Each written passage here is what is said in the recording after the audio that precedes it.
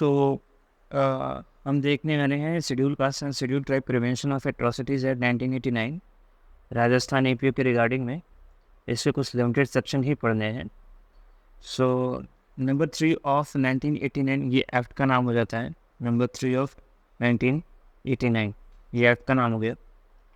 Enforcement date हो जाती है 11 सितंबर 1989, 11 सितंबर 1989, राइट। ये हो जाती है 11 सितंबर 1989। ये आपकी इम्पोर्टेंट डेट हो जाती है उसके रिगार्डिंग में, कब इन्फोर्समेंट हुआ है। अब इसके 3 पर्पस हैं। एक तो हमको प्रिवेंट करना है, दूसरा है प्रिवेंट क्या करेंगे, एट्रोसिटीज़ को प्रिवेंट करेंगे। दूसरा ऑप्शन क्या हो सकता है कि हम स्पेशल कोड बनाएंगे, और तीसरा है कि हम पार्टीज को रिलीफ देंगे और रिहैबिलिटेट करेंगे। ये 3 पर्पस के साथ ये इसका प्रीएम्बल में आ जाता है। नाउ प्रिलिमिनरी सेक्शन 1 नॉर्मल है कि इसमें क्या नाम है इस एक्ट का पूरा नाम। सो द एक्ट में भी called schedule caste and schedule tribe. Here it is. Prevention of Atrocities Act 1989. Prevention of Atrocities Act 1989. ये इंपॉर्टेंट है इसमें, राइट। उसके बाद डेफिनेशन में आ जाते हैं। डेफिनेशन इसकी ए से लेके एफ तक है। एफ में आप सिंपल देखिए कहीं मतलब नहीं डिफाइन है, तो या तो जो कोड में लिखा होगा या जो आईपीसी में है उसके हिसाब से चलेंगे। डेफिनेशन के हिसाब से चलिए तो ए में है एट्रोसिटीज़ के रिगार्डिंग में डिफाइन कर दिया। एट्रोसिटी क्या होगी, एट्रोसिटी वो होगी जो आपके सेक्शन 3 में डिफाइन है। कोड क्या होगा, बी में कोड है, कोड में डिफाइन किया जो कि सीआरपीसी 1973 होगा माना जाएगा। सी में डिफाइन किया है कि एससी एसटी कौन होंगे, तो जो आर्टिकल 24 और 25 में आर्टिकल 366 के क्लॉज 24 और 25 में जो मेंशन है उनको हम शेड्यूल कास्ट और शेड्यूल ट्राइब समझेंगे। D stand for the special court, जो कि court of session and as per the 14 के हिसाब से डिक्लेयर की जाएगी। कोर्ट में चाहिए होगा एक स्पेशल पब्लिक प्रोसिक्यूटर, जिसके लिए हमने 15 बनाया है। सो राइट, तो दिस इज द सिचुएशन की एट्रोसिटीज़ होगी, उसके लिए आपको एक कोड की ज़रूरत पड़ेगी। कोड में आप SC ST के बारे में देखेंगे, देन आप जाइए स्पेशल कोड एंड देन वहाँ पे SPP से आपको relief and something which has not been explain, it has to be referred in IPC या कोड में। सेकेंड है कि मान लीजिए लॉ अवेलेबल नहीं है तो करस्पॉन्डिंग लॉ में जो भी रेमेडी है उस हिसाब से काम करेंगे चीज़ें। Now it's time to understand about the punishment of the offense of atrocities। ये है सेक्शन 3 के रिगार्डिंग में, like what it says and so या just let's start it. punishment for the offense of atrocities, ये 2A atrocities हैं। Now whoever not being a member of scheduled caste or scheduled tribe, ये सबसे important है कि जो सामने वाला जो बंदा है वो SC ST नहीं होना चाहिए। वो भी SC ST है तो फिर अप्लाई नहीं होगा। अब ये सारी चीज़ें हैं, तो बेसिक एक तो रेमेडी सबसे इम्पॉर्टेंट वाली है। एक सबसे इम्पॉर्टेंट चीज़ यही है कि एक तो SC ST का बंदा नहीं होना चाहिए जो आपका एक्यूज्ड है। वहाँ पे हम बात कर रहे हैं किसके बारे में बात कर रहे हैं, एक्यूज्ड के बारे में। अब ये क्या कर रहे हैं, क्या दैट मीन्स कोई अदर कैटेगरी का बंदा है, अदर कास्ट का बंदा है, वो यदि ये वाले ऑफेंसेस करता है, लाइक नंबर 1 में क्या है, SC ST को फोर्स कर रहा है टू ड्रिंक और ईट एनी इनएडिबल और ऑब्नॉक्सियस सब्सटेंसेस, जिसको खाया नहीं जा सकता, ऑब्नॉक्सियस सब्सटेंसेस है तो वो भी आ जाएगा इसमें, नंबर ए में है। दूसरा है intent to cause injury, insult और अनॉयंस, इंजरी इंसल्ट या अनॉय क्रिएट कर रहे हो, या आप कैसे कर रहे हो, by dumping excreta, waste matter, करकैसा और any other obnoxious substance in his premises और नेबरहुड। उसके नेबरहुड में कर रहे हो तो भी उसका प्रीमाइसेस और उसका नेबरहुड। प्रीमाइसेस तो आदमी समझ सकता है, बट नेबरहुड में भी यदि इन्हीं पर्पस है तो ऑब्वियसली ये हो सकता है पॉसिबल कि SC ST के एट्रोसिटीज़ में आ जाए। Number 3, forcibly remove cloth from the person of member, यदि क्लॉथ रिमूव कराते हो।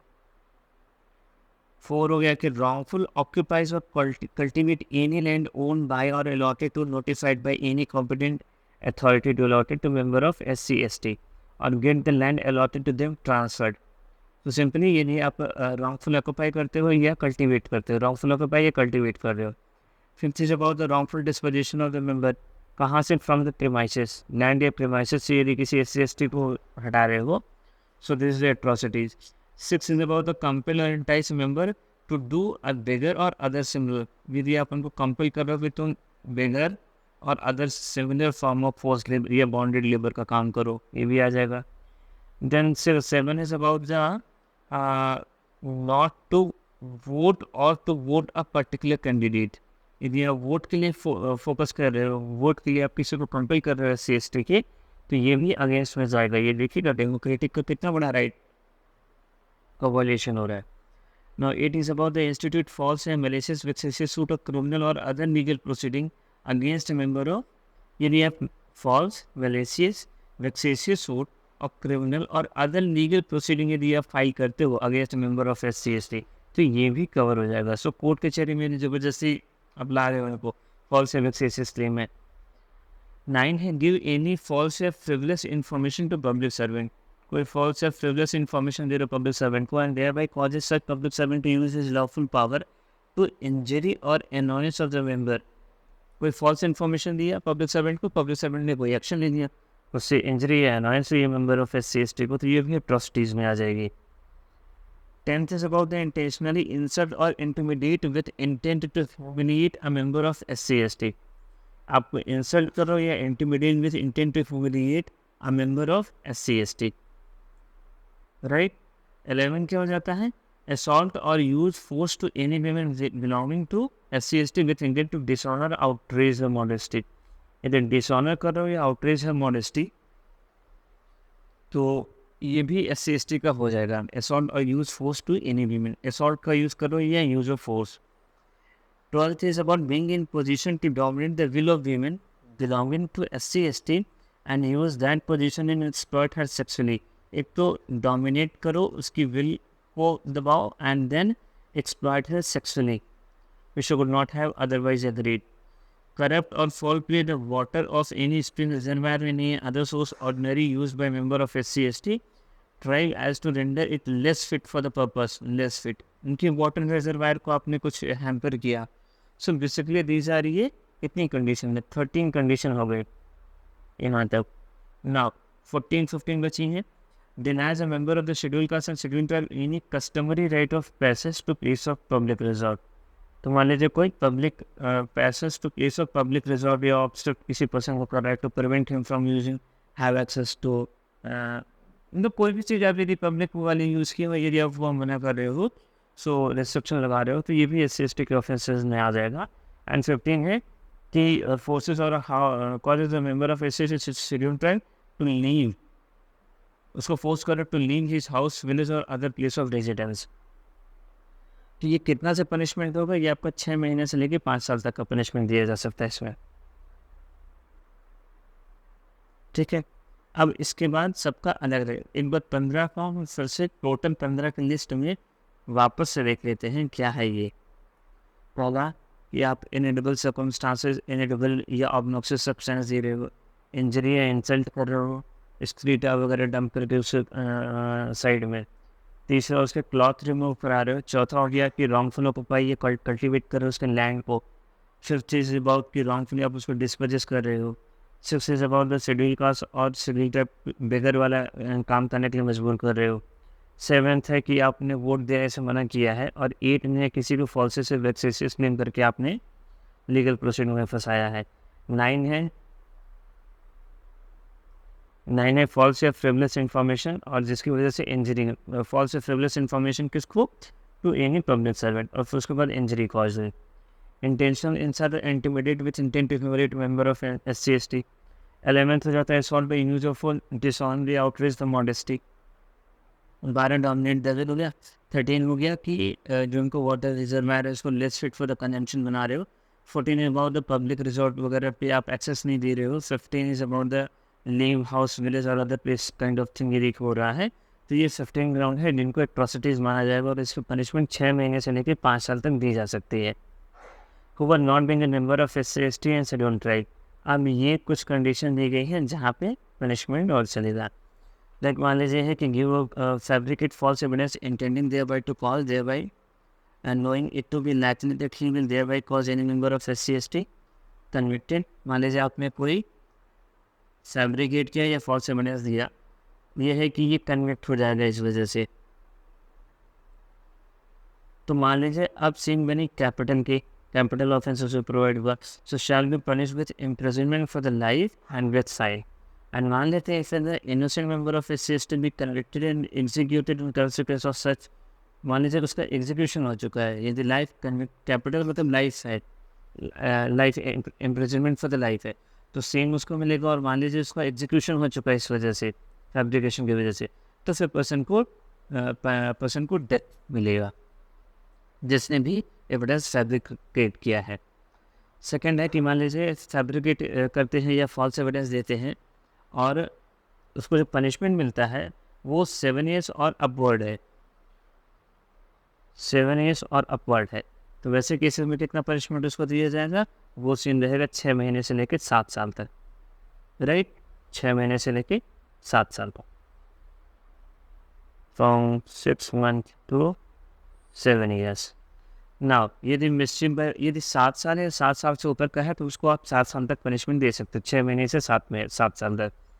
मान लीजिए मिसचिफ बाय फायर करते हैं, एक्सप्लोजिव सब्सटेंस करता है और प्रॉपर्टी को डैमेज करता है, ठीक है, तो वैसे केसेस में कितना पनिशमेंट मिलेगा, सेम 6 महीने से लेकर 7 साल तक। तो इसमें कौन कौन सी कैटेगरी है, इसमें category like mischief by fire हो रहा है या explosive substance intending to cause और knowing to be likely date, ये उसकी प्रॉपर्टी को डैमेज करेगा। तो किसी भी तरीके से यदि हम SC/ST की प्रॉपर्टी को डैमेज करने की कोशिश करते हैं तो 6 महीने से लेकर 7 साल तक। और यदि मान लीजिए कोई भी ऐसा ये फैब्रिकेट फॉल्स एविडेंस करते हैं जिसकी वजह से उसको सेंटेंस 7 years प्लस मिला है, तो 6 महीने से 7 साल तक उसमें भी देंगे। फोर्थ में देखेंगे commit mischief by fire explosive substance, purpose क्या है, to cause destruction of any building, तो वैसे केसेस में क्या देंगे हम, लाइफ इम्प्रिजनमेंट, राइट, वैसे केसेस में हम देंगे लाइफ इम्प्रिजनमेंट। सच नंबर हो गया कि मान लीजिए 10 साल या 10 साल से ऊपर का पनिशमेंट ही है, 10 years और मोर अगेंस्ट द पर्सन प्रॉपर्टी, वैसे केसेस में भी हम इम्प्रिजनमेंट फॉर द लाइफ देंगे। 6 है कि मान लीजिए इसको पास नॉलेज है और having reason to believe that an offense has been committed in this chapter causes any evidence of the commission of that offense to disappear, यदि आपने evidence को disappear किया with the intention of screening the offender from legal punishment or with that intention giving information, तो shall be punishable with the punishment provided for that offense। किसी offence, जो भी आपने offence किया उसके एविडेंस पे यदि आपने डिसअपियर किया तो आपको सेम ऑफेंस मिलेगा। और 7 है being public servant commit any offence under this section shall be punishable with imprisonment for the term shall not be less than 1 year but which may extend to punishment provided for। So basically है कि यदि public servant, being a public servant, यदि आप कोई काम कर रहे हो उस केस में कम से कम at least not less than 1 year, ये तो रहेगा ही रहेगा, उसके आगे कितना बढ़ सकता है वो ऑफिस पे डिपेंड करेगा। 4 में देख लेते हैं punishment for the neglect of duty, जिसकी ड्यूटी है not being a member of SC/ST, ठीक है, जिसकी विलफुली नेग्लेक्ट ड्यूटी, ठीक है, विलफुली नेग्लेक्ट ड्यूटी किस में कितना मिल जाएगा उसको, not less then 6 months but this में एक्सटेंड टू 1 year, तो आपको 6 months से लेके 1 year तक दिया जा सकता है यदि विलफुली आप ड्यूटी नेग्लेक्ट करते हैं। 4 में। 5th में है enhanced punishment for the subsequent conviction, ये सेक्शन 5 तो क्या है, यदि आपने एक बार ऑलरेडी ऑफेंस कर चुके हैं आप और उसके बाद दोबारा ऑफेंस आप कर रहे हैं, सेकेंड टाइम कर रहे हैं, सो यदि आप सेकंड टाइम कर रहे हैं, सेकंड ऑफेंस कर रहे हैं, subsequent to second offence, shall be punishable with imprisonment of shall not be less than 1 year but which में extend to the punishment provided for that. तो मिनिमम कितने की रिक्वायरमेंट है, मिनिमम आपकी 1 साल की रहेगी, मिनिमम आपको 1 साल मिलेगा, मैक्सिमम डिपेंड करता है ऑफेंसेस पे, ठीक है, मैक्सिमम डिपेंड करेगा extend provided for that offence. So 4 में अपना क्या हो गया, 4 में हो गया कि पनिशमेंट फॉर द, 4 में कोई ड्यूटी निगलेक्ट करता है तो 4 लग जाएगा। 5 में हो जाता है कि सब्सिक्वेंट कर रहे हो तो 5 हो जाएगा, और उसमें फॉर दैट ऑफेंस मिनिमम आपका हो जाता है 1 साल। और पब्लिक सर्वेंट की भी, पब्लिक सर्वेंट के केस में क्या हो जाएगा, not less then 6 months, not less then 6 months but which में एक्सटेंड टू 1 year, 6 महीने से लेके 1 साल तक आपका हो जाता है यदि आप ड्यूटी निगलेक्ट करते हैं। देन 1 साल से लेके मैक्सिमम फॉर द ऑफिस जो भी है वो आपको हो जाता है सब्सिक्वेंट ऑफिस। 6 में बोल दिया कि IPC, तो IPC के रिगार्डिंग में बोला कि 34 chapter 3rd 4th 5th A 149 and chapter 13 of the IPC shall so far as में भी अप्लाई है।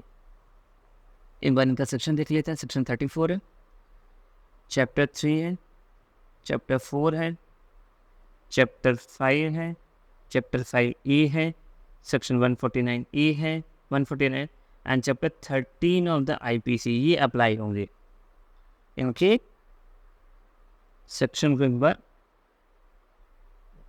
देख रहा होगा। और सो एक बार और देख लेते, 34 हो गया, चैप्टर 3, 4, 5, 5 में 149 कॉम्बिनेशन में याद कर सकते हैं, 34 149 याद कर लीजिए। उसके बाद 3 4 5 5 1 कैसे याद कर सकते हैं, just have a look. Like आप 34 149 का एक कॉम्बिनेशन याद कर लीजिए, उसके बाद चैप्टर 3 4 5 5 ए ये, और इसके साथ एक चैप्टर बच जाता है लास्ट 13, ये चैप्टर वाइज याद कर लीजिए। सो this is the application of certain provision of the IPC. 7 है for feature of the property of the certain person, where a person has been convicted on any offence or punishable under this section, the special court may, in addition to awarding any punishment by order in writing, declare that। ठीक है, किसी को मान लीजिए कोई convict हो चुका है, पनिशमेंट प्रोवाइड कर रही है, तो प्रॉपर्टी को फॉरफिट कर सकती है। कौन सी प्रॉपर्टी, मूवेबल या इमूवेबल दोनों कर सकती है, belonging to the person which has been use for the commission of that offence.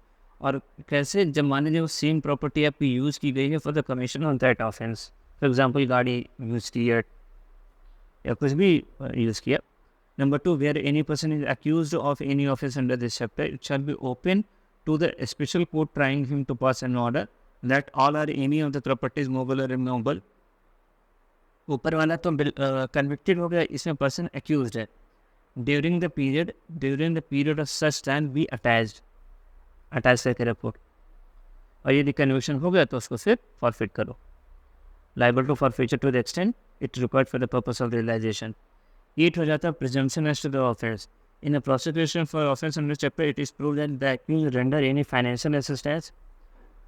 मान लीजिए प्रूव हो जाता है कि एक्यूज्ड ने कोई फाइनेंशियल असिस्टेंस किया पर्सन को जो एक्यूज्ड है, या reasonably suspect of committing any offence under this chapter, the SPP shell presume. तो पहला प्रिजम्पशन आता है शैल प्रिज्यूम का। Unless the contrary is proved that such person has abetted the offense। मान लीजिए कोई फाइनेंशियली असिस्टेंस आपने दिया जो एक्यूज है, तो कोर्ट शैल प्रिज्यूम कर लेगी ये आपने किया है। उसके बाद unless the contrary is proved that such person has abetted the offense, तो अनलेस अबेटमेंट वाला ऑफेंस ना हो जाए। And B, a group of person committing an offense under this chapter, if it is proved that the offense committed was a sequel to any existing dispute regarding land or any other matter, it shall be presumed that the offense was committed in furtherance of common intention and prosecution of common object। तो simple से आप तुरंत ये चीज़ को आपको मानना पड़ेगा, क्या करेंगे, ये तो shall be presumed कि वहाँ पे कॉमन इंटेंशन और कॉमन ऑब्जेक्ट था। वाह,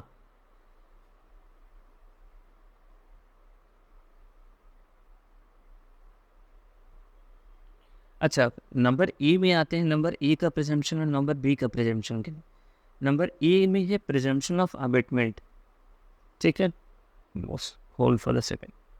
तो नंबर ए में है प्रिजम्पशन है अबेटमेंट का, और इसमें आप कॉन्ट्रैरी प्रूव कर दीजिए तो बात अलग है, बट यदि किसी ने फाइनेंशियली असिस्टेंस किया है किसी पर्सन को, तो कोर्ट ये प्रिज्यूम करेगी कि अबेटमेंट हुआ है। और नंबर बी में ये है कि मान लीजिए कोई एक सीक्वल, एक लाइक लैंड डिस्प्यूट है या कोई अदर मैटर के रिगार्डिंग में कोई सीक्वेंस में काम चल रहा है, और यदि ये चीज़ प्रूव हो जा रही है तो कोर्ट वहाँ पे भी शाल प्रिज्यूम कर सकती है, या तो ये कॉमन इंटेंशन के थ्रू हुआ है या तो ये कॉमन ऑब्जेक्ट की वजह से हुआ है। कन्फर्मेंट, ये क्या है, 9 है conferment of power. Notwithstanding anything contained in the code or any other provision of that, the state government may consider necessary expedient to do so for the prevention of and copying with any offence under this act for any case or class or group of cases under this act। Power दे सकती है, simple सी बात है, state government authorise कर सकती है। इसमें authority कौन है, अथॉरिटी मेरी है स्टेट गवर्नमेंट को, स्टेट गवर्नमेंट ऑथराइज कर सकती है। देखिए क्या कह सकते हैं, जैसे पावर ऑफ अरेस्ट है, इन्वेस्टिगेशन है, prosecution of person before in special court है, ठीक है, असिस्ट किया जाएगा। ओके, सो ये 9 हो जाता है। उसके बाद ये चैप्टर यहाँ पे 2 खत्म। चैप्टर 2 आपको किससे था, थिंग्स एट्रोसिटी से शुरू था, ऑफेंस ऑफ एट्रोसिटी, जिसमें 3 3 में हमने देखा एट्रोसिटीज़ हो रही है, 4 में यदि कोई ड्यूटी से भाग रहा है, 5 में क्या है कि सब्सिक्वेंट कन्विक्शन है, 6 में आईपीसी लग रही है, 7 में हो जाता है फॉरफीचर, 8 में हो जाता है प्रिजम्पशन, 8 में हो जाता है प्रिजम्पशन, 9 में हो जाता है पावर के कंफर्मेंट। अब ये चैप्टर नंबर 3 हम देखने वाले हैं, externment. Chapter now so basically APO के हिसाब से आपको सेक्शन 1 से लेके 9 तक ही पढ़ना था, कंफर्मेंट ऑफ द पावर 1 से लेके 9 तक। इसकी इंपॉर्टेंट डिटेल बस एक बार लास्ट में गो थ्रू कर लेते हैं। एक्ट नंबर कितना है? एक्ट नंबर 33 ऑफ 1989, दूसरी डेट 11 सितंबर 1989। 3 पर्पस हो जाते हैं इसका। पहला क्या हो गया कि आपको एट्रोसिटी से इनको बचाना है, दूसरा स्पेशल कोर्ट लगाइए, तीसरा रिलीफ और रिहैब करिए। ये हो जाता है इनका ये सीन। उसके बाद नंबर 1 में कुछ नहीं है, शॉर्ट टाइटल कमेंसमेंट एक्सटेंट है। दूसरे में डेफिनेशन एंड डिफिनेशन के रिगार्डिंग में एट्रोसिटीज़ क्या है सेक्शन 3 में डिफाइंड है। कोड जो कि सीआरपीसी होगा। SC ST जो कि आपको 24 25 सब प्लस आर्टिकल 366 में डिफाइंड है। डी स्पेशल कोर्ट हो जाती है। ई स्पेशल पब्लिक प्रोसिक्यूटर हो जाता है। स्पेशल कोर्ट होगी जो कि 14 में डिफाइंड है, स्पेशल पब्लिक प्रोसिक्यूटर जो कि 15 में डिफाइंड है। मतलब कहीं नहीं है स्पेशल, हमको चाहिए मीनिंग, तो आप आईपीसी और कोड में जाइए, नहीं आईपीसी और सीआरपीसी चेक करिए, नहीं और कोई लॉ अवेलेबल नहीं है तो करस्पॉन्डिंग लॉ में देख लीजिए। उसके बाद एट्रोसिटीज़ के रिगार्डिंग में हमने देखा, एट्रोसिटीज़ के रिगार्डिंग में क्या क्या है। नंबर 1, यदि आप मतलब कोई एक्यूज है जो कि SC ST का नहीं होना चाहिए। नंबर 1, एक तो इनेडिबल चीज़ें, ऑब्नॉक्सियस हो गया। प्रीमाइसेस या नेबरहुड पे आप एक्सक्रीटा वगैरह डंप कर रहे हो। क्लॉथ रिमूव कर रहे हो, तीसरे में क्लॉथ रिमूव करना है। तीसरे में यदि आप क्लॉथ रिमूव कर रहे हो तो रॉन्गफुल ऑक्यूपाई कल्टीवेट कर रहे हो, ज़बरदस्ती किसी का खेत जोतना है, मान लीजिए कोई एक्यूज़ कर रहा है। तो फिफ्थ में वो जो हो जाता है यदि किसी को रॉन्गफुली डिस्पोजेस कर दिया है तो भी इस केस में आ जाएगा। ठीक है। उसके बाद किसी को आप कंपेल कर दे रहे हो SC ST बंदे को कि आप like to do the work of बेगार और other similar form of force labour, bonded labour, ये सब चीज़ हो रही हैं। 7 है कि मान लीजिए कोई पर्टिकुलर कैंडिडेट को आप वोट नहीं देने दे रहे हो, नॉट टू वोट, तो ये भी ऑप्शन माना जाएगा। 8 हो जाता है कि वेक्सेसियस क्लेम हो रहा है, लीगल प्रोसीडिंग में फंस रहा है बंदा। 9 हो रहा है कि फॉल्स इन्फॉर्मेशन प्रोवाइड कर रहे हो आप पब्लिक सर्वेंट को, इसकी वजह से इंजरी अनॉय हो रहा है। 10 में हो रहा है insult intimidate with intent to humiliate member of SC ST को कर रहे हो। 11th में असॉल्ट कर रहे हो, dishonour integrity, outreach the modesty. 12th is about the exploit her sexuality. 13 is about the correct of fall the water. 13 में water से रिलेटेड हो गया। नाउ 14 में हो जाता है कि SC ST customary right of passage to place, basically public access से डिनाई कर रहे हो। 15 है कि आप उसे कंपेल कर रहे हो to leave his house, village और अदर प्लेसेस ऑफ रेजिडेंस। इसके रिगार्डिंग में हमको एविडेंस वाला चैप्टर थोड़ा सा और सही से देखना होगा। एंड इट इज़ लाइक कि for the second, yes.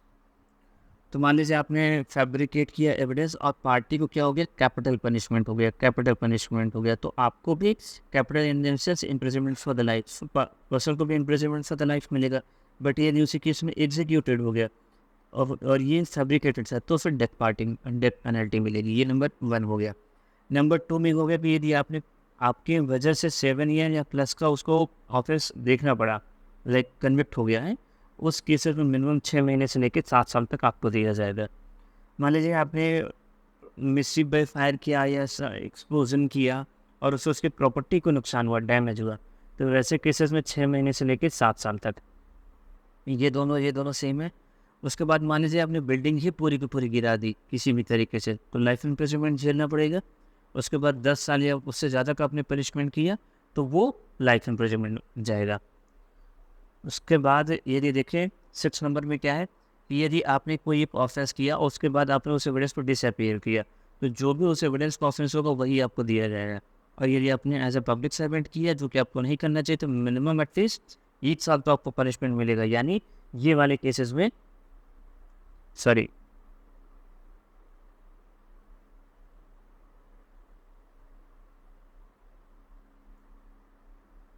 So means आपको ये वाले केसेस मिले जहाँ पे 6 महीने 6 महीने मिनिमम 6 महीने का टाइम पीरियड है, यहाँ पे 1 साल आपको देखना पड़ेगा। Now regarding neglect of duty के रिगार्डिंग में है 4 में कि आपको 6 महीने या 1 साल, 6 महीने से लेके 1 साल तक यदि आपने ड्यूटी नहीं परफॉर्म की तो, और ये ऑब्वियसली पब्लिक सर्वेंट के रिगार्डिंग में ही है। इन्हांसमेंट करेंगे नंबर 5 में, इन्हांसमेंट करेंगे तो इसमें कितना होगा इन्हांसमेंट करने पे फॉर द सब्सिक्वेंट कन्विक्शन है ना, तो मैक्सिमम तो कुछ हो नहीं सकता, मिनिमम ये होगा कि मिनिमम हम आपको 1 देंगे। उसके बाद आईपीसी लग जाएगा तो 13/149 लगे जाएंगे, चैप्टर नंबर 3, 4, 5, 5A और 13 ये कवर हो जाएंगे। For feature of the property तो एक तरीका हो गया कि कन्विक्ट हो गया तब आप फॉरफिट कर लो, दूसरा हो गया कि पर्सन अभी एक्यूज बना है तो ड्यूरिंग द ट्रायल आप उसको प्रॉपर्टी फॉरफिट कर लो। प्रिजम्पशन के रिगार्डिंग में 2 यहाँ पे सीन है कि आपने किसी को फाइनेंशियल असिस्टेंस किया तो ऑफिस में, तो कोर्ट प्रिज्यूम करेगी कि आपने ऑफेंस अवॉइड किया अनलेस अदरवाइज आपने कुछ प्रूव किया हो तो। और दूसरा हो गया कि मान लीजिए कोई सीक्वेंस में है, मतलब कोई लैंड डिस्प्यूट चल रहा है, उसके सीक्वेंस में आपने कुछ किया तो कोर्ट प्रिज्यूम कर लेगी ये तो आपके पास कॉमन इंटेंशन है या तो आपके पास कॉमन ऑब्जेक्टिव।